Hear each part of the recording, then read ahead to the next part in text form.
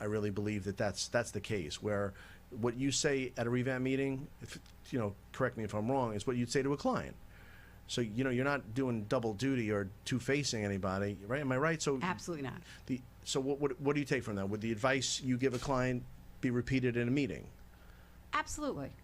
I don't have any problem sharing any of my expertise or my knowledge, or, I mean, obviously I wouldn't put a name on it, but I certainly have no problem sharing so that we can all learn from one another. There's so much to learn in this business, and I've been doing this 28 years, and I still learn new things almost on a daily basis.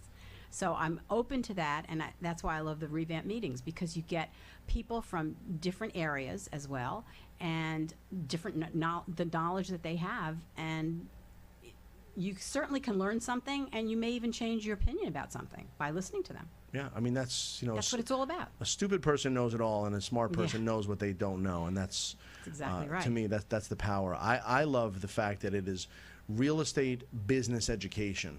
We came up with that, and we are supported by some very strong affiliates, lenders, lawyers, who want to be connected and actually engage meaningfully with realtors of your caliber. I know that you announced, don't be bashful, that you had an $8 million listing. How's that going?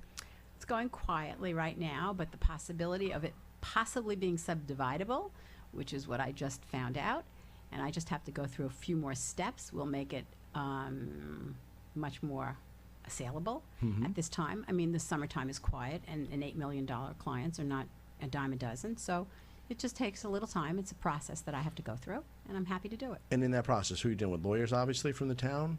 The building department, actually. Okay. And now I'm going to have to get involved with a civil engineer and the Department of Health. So basically a county or state agency, the Department of Health. Correct. That's why, people who say, I do real estate part-time, or, I don't know if you can't, quote-unquote, do real estate. And a client of mine said, wow, there's a lot of law in here. And you laugh, right? I mean, I'm laughing because you cannot do this part-time. I mean, this is somebody's, most of the time, someone's biggest asset, and you really need to be on top of the market and know exactly what's going on, so that you can advise people in the proper fashion. There's a lot there. Think about it. Every document you sign, almost every word you say is pursuant to a regulatory agency, a state or federal law. It's a sophisticated real financial and legal transaction. So, I mean, I see the realtor as at the forefront of that. They do all the hard work. They're meeting the people on Sunday mornings. What do you think about your role there? Absolutely. I mean, you have to educate your buyers and your sellers, and they have to trust you. That's the only way it's going to work. Your honesty and telling them the truth it's really, really important. Buyers, especially first-time buyers, really don't know anything about real estate, most of them. Really. And first-time sellers sometimes, or haven't sold a house in 25, 30, or 40 years, and they've forgotten what it was like to go through the process. And as you said, Scott, all the new legal, the papers that we now have to sign, there's so much more legality to all of it that we need to cover it and know what we're doing. I mean, we have to protect the consumer, and we also have to protect our sellers. That's what it's about. It is a big deal, and there's so much that could go wrong, and it's so important and so impactful to people's lives. I mean, if they're going to make the move to Florida, if they're going to realize all that gain from the house they bought in 1975, you're really, really touching people's lives in a very important way. Correct. Absolutely. It's powerful. And you have to, and it's very important to care. I think it's handhold and care, especially elderly people that are selling their properties that they've lived in there for 40 years.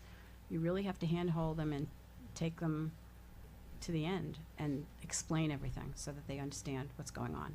Right. The kids have grown there, and they're doing their own thing now. The emotion is still there. The family emotion is still there. Sure. Well, listen, I've said that realtors don't handle the most important things in lives, and that is your family and that is your health. But they do handle the second most important thing, that is your home and your finances, with a team of others. But they're at the forefront, and they're really, really leading the charge to get people to, the conclusion of the transaction and get the benefit that they're looking for. Exactly. It's powerful.